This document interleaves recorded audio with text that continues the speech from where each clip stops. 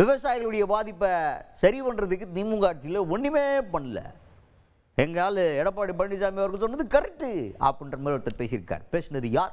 தமிழ்நாடு பாஜக தலைவர் நயினார் நாகேந்திரன் அவர்கள். அவர் தான் அவர் என்ன சொல்கிறார் அப்படின்னு பார்த்தீங்கன்னா, இந்த விவசாயிகளுடைய பாதிப்பை பற்றி கேட்குறாங்க. மழை வெள்ள பாதிப்புனால பயிர்கள் நாசமாயிருக்கு. இன்னொன்று அறுவடை பண்ண நெல்லுமே முளை விட்டுருச்சுன்னு சொல்லிட்டு எதிர்க்கட்சி தலைவர் கூட போய் பார்வையிட்டிருக்காரு. இந்த சம்பவத்தை நீங்கள் எப்படி பார்க்குறீங்க அப்படின்னு கேட்டப்போ அதுக்கு நயினார் நாகேந்திரன் அவர்கள் சொல்கிறார், இது நடந்துக்கிட்டு தான் இருக்குது, தொடர்ந்து எதிர்க்கட்சி தலைவர் போய் பார்வையிட்டதை நாங்களும் பார்த்தோம்.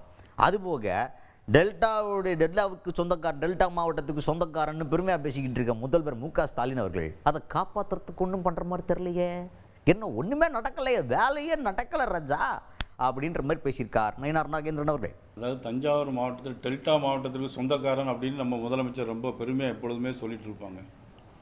ஆனால் அந்த டெல்டா மாவட்டத்தை பற்றி அவங்க அக்கறைப்படுவதே இல்லை. பேருக்கு மட்டும் உரிமை மட்டும் கொண்டாடுறாங்க. கிட்டத்தட்ட 12 லட்சம் ஹெக்டேர் இன்றைக்கி எல்லாமே நீரில் மூழ்கி போயிருக்கு.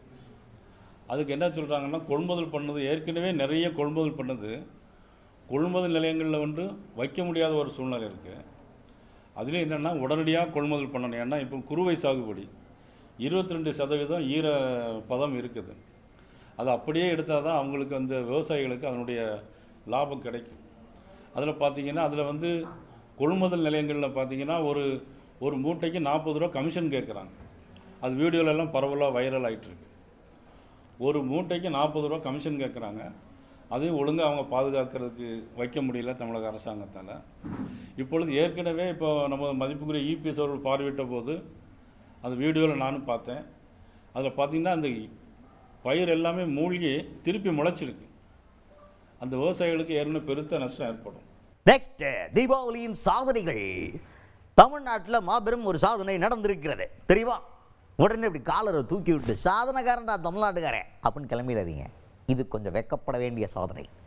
டாஸ்மாகில் போன வருஷத்தோட பல கோடிகள், பல 100 கோடிகள், கிட்டத்தட்ட 200 கோடிக்கு மேலே சேல்ஸ் வந்து பீக் பண்ணியிருக்காங்க தீபாவளிக்கு. தீபாவளி சேல்ஸ். குடிமகன்களே வாழ்த்துக்கள், நீங்கள் சாதனை பண்ணிட்டீங்க. முன்னாடி இருந்ததோட 200 கோடிக்கு சேல்ஸ் அதிகமாக இருந்திருக்கான். இதை பாஜகக்காரங்க சும்மா எடுத்துக்குவாங்களா?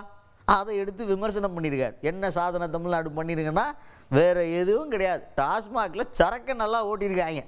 200 கோடி ரூபாய்க்கு எக்ஸ்ட்ராக்கெல்லாம் கட்டியிருக்காங்க இந்த தடவை.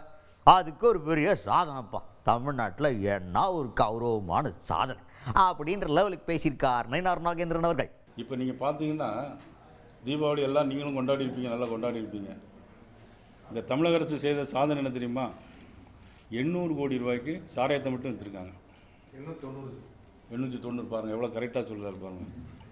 890 கடந்த வருஷத்தை விட 150-200 கோடி ரூபா ஜாஸ்தியாக எடுத்திருக்காங்க. இதுதான் தமிழக அரசுடைய சாதனை.